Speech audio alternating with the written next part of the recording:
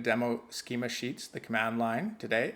You just use npx Schema Sheets CLI, and that will load it right from npm. And Schema Sheets is basically a multi-editor, peer-to-peer place for kind of schema rows. So let me explain what that is through the demo. So basically what you'll do is create a new room. It's kind of like a space. We're just gonna make one today called issues.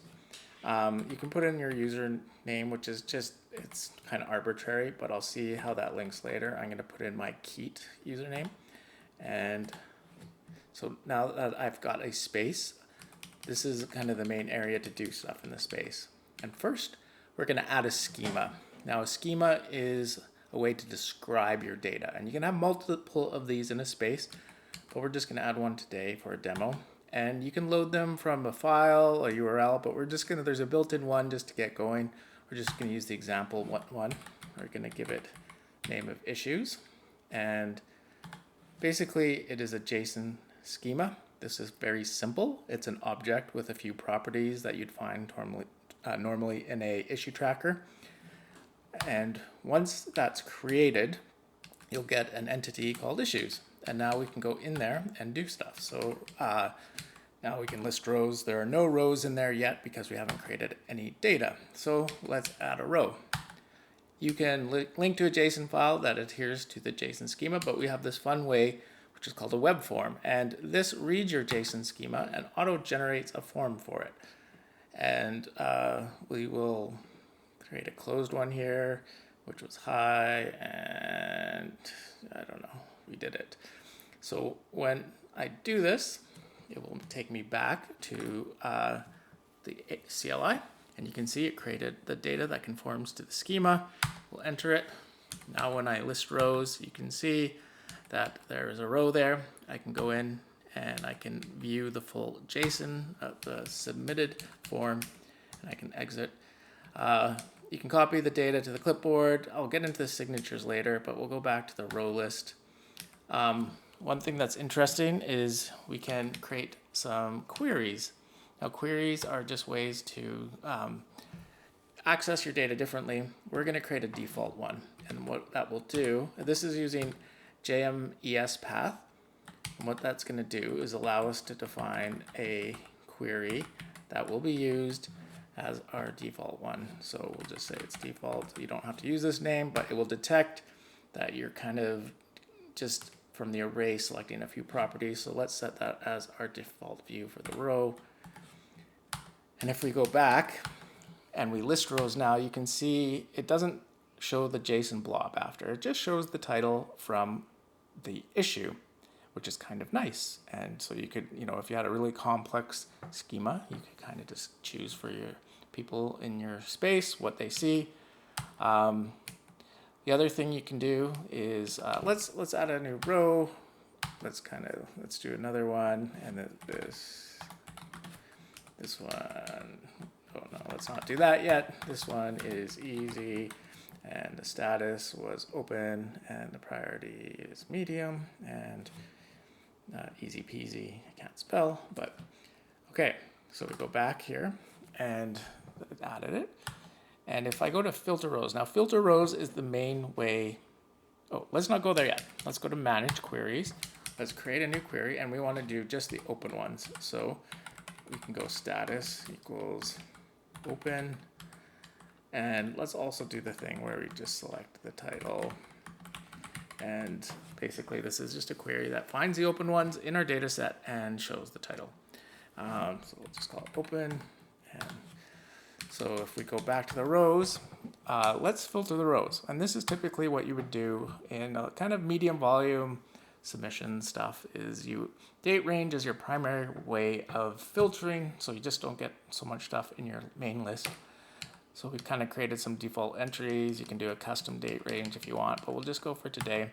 And we'll just look at the open ones. And that's the open one we have. So you can see if I go here, yeah, open. And we go back. Today we can go to default. This should show all of our, so we have a closed and open one. So yeah, you can kind of do cool things with JMS path queries, create a bunch of them and share them. they store in the database so other people can use them. And yeah, we'll go back to the main menu.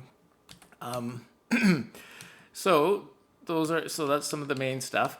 I will show you something interesting you can do now. I think, yeah, we're going to set up signing. So what this is now, oh, let me show you one thing. If we go back into issues, you can copy a room link.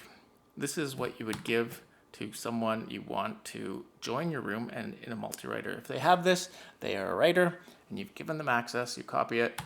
And if you go back to the room lobby, oh, we got a bug here. We'll just restart it.